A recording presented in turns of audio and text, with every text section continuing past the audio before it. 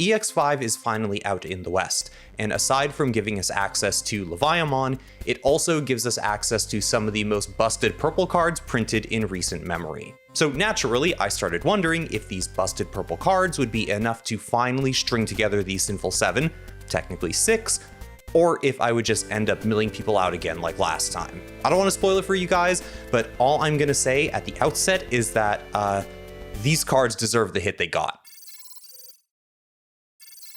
So last time I delved into building a deck with the 5 Demon Lords that were available as of BT14. That was a brutal, painful experience that saw me test a number of engines to make the concept work, including the Beelzemon engine, the Gizmon engine, and the purple Guilmon engine.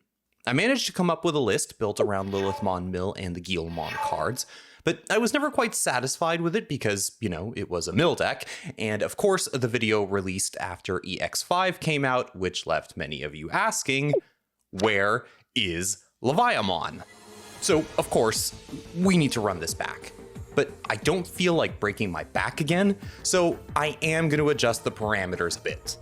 The basic idea here is to build a Demon Lord's Toolbox deck with Leviamon as its centerpiece, and to do it while following 2 fairly simple rules.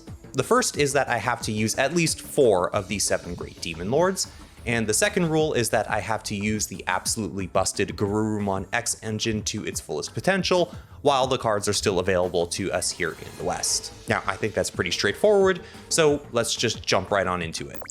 EX5 Animal Coliseum will forever be known as the set that broke purple again, releasing an absolutely busted boss monster in Anubismon and unleashing the sheer terror that is the Blurple Garurumon X engine into the wild.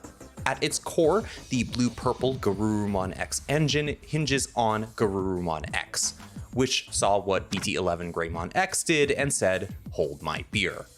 Garurumon X has a when digivolving effect to draw 2 cards and trash 2 cards, and then if Garurumon or X antibody are in its sources, you gain a memory. This card also has an inheritable effect, which states that when it would be deleted by battle once per turn, you can return 2 main deck cards from the trash to the bottom of your deck to prevent its deletion. And that is all turns. This card is busted. It has Eismon Scattermode's level of draw power, can make you go memory positive in a way BT11 Greymon X could only dream of, and it gets all of this while having an easier to fulfill protection effect than the old Garurumon X. Now, its protection is limited to Garurumons and Omnimons, but trust me, you get a lot of work done with your level 5 werewolves.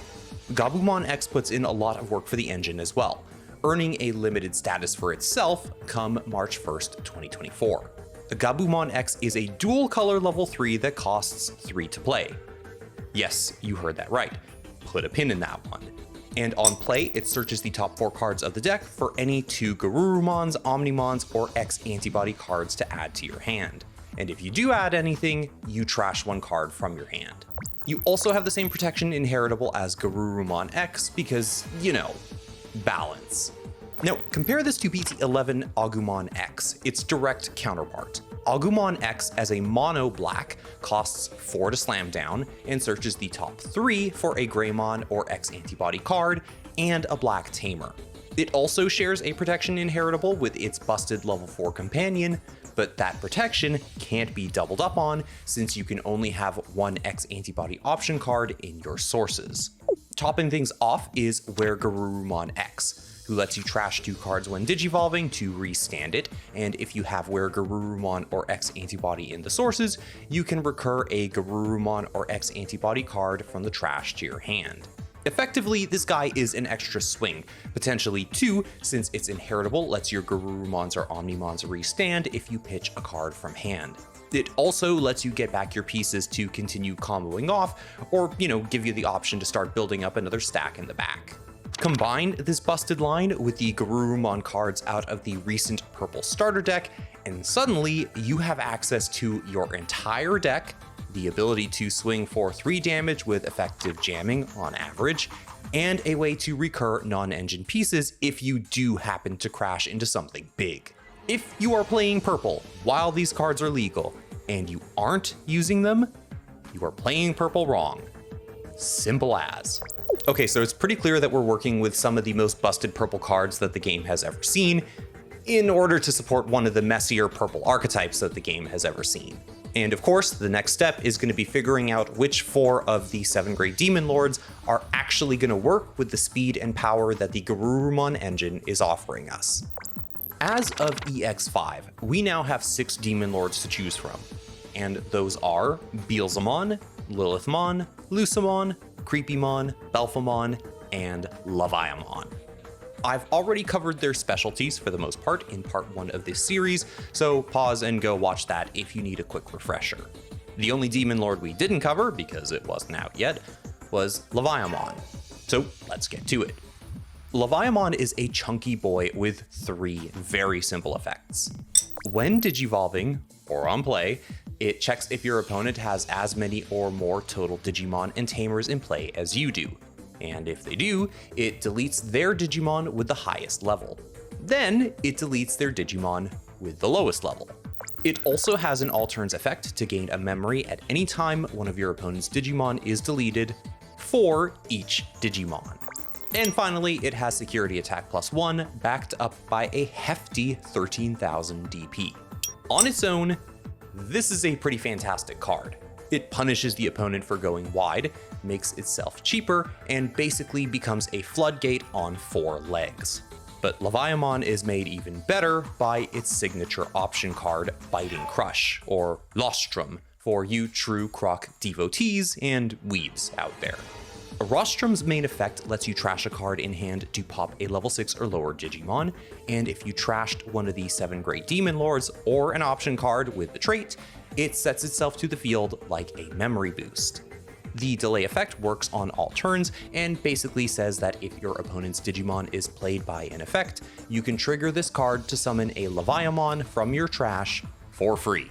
And of course, the option's security effect triggers its main effect, so this is just incredible setup and removal all in one package.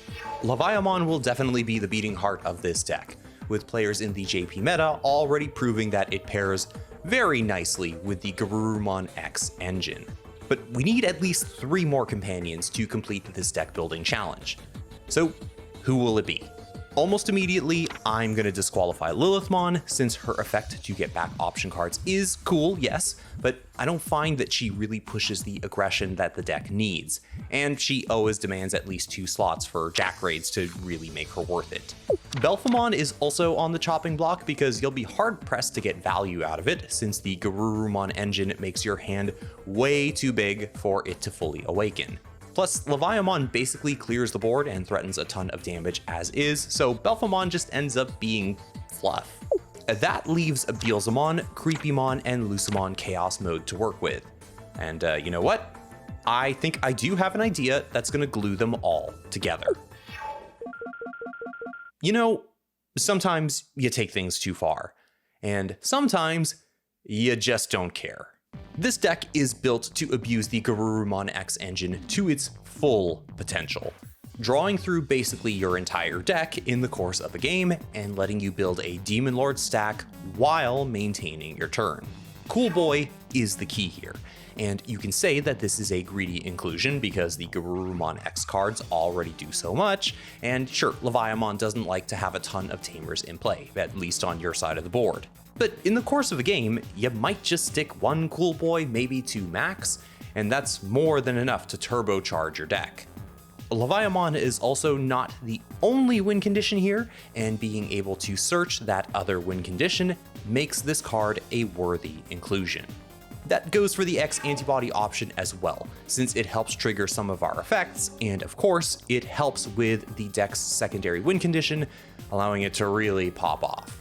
Now, enough beating around the bush, the secondary win condition is, of course, Beelzemon X. Now, as much as I hate this card, I have to admit that it makes a lot of sense here. The Garurumon X engine fills your trash to the brim and lets you dish out a ton of damage. So this lets you burn the last few security cards and swing in for game more often than not.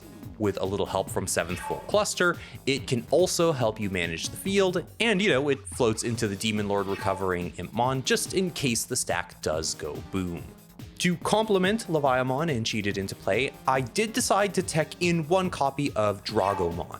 With how fast the deck draws, finding him won't be too much of an issue, and if I do happen to trash the one copy that I play, I have access to it again through Dead or Alive, since it also triggers its main effect on play. And hey ho, Dead or Alive is also one of the ways that I can cheat Lucemon into play. Also, and I do find this kind of funny, Dragomon gives you another way to cheat Lucemon into play by potentially putting a second body on your opponent's board for Creepymon to get its full when digivolving mill effect off and summon out the leader of the Demon Lords. And finally, a healthy split of Wisdom Training and Purple Memory Boost help you get these tight lines going. Alongside Cool Boy, you can basically find any piece that you need, and together, they make the climb to a level 6 pretty seamless. Honestly, this deck runs so smoothly that it eradicates all doubt anyone should have about the Garurumon engine getting hit with the Limit Hammer. The ability to search for so many different techs and boss monsters just by drawing an absurd amount of cards, and the damage that you can put down while climbing up to your boss monsters is just on another level entirely. Alright guys, so at the end of it all, I am finally satisfied. I have scratched my 7th grade Demon Lord's itch, at least until EX6 when, you know, the actual deck comes out, but for now, we're done with purple. Now, the only other thing I want to say about this is that I am kind of bummed out that we don't have longer to play with the cards out of EX5. The Garurumon X engine really does offer some insane levels of consistency, speed, and power, and while I am disappointed that I don't have more time to cook with it, I totally understand that it's for the health and survival of the game long term, so, you know, these cards have to go. Hey guys, it's Editor Kevin back just with a little bit of housekeeping. 2 or 3 things to take care of, basically.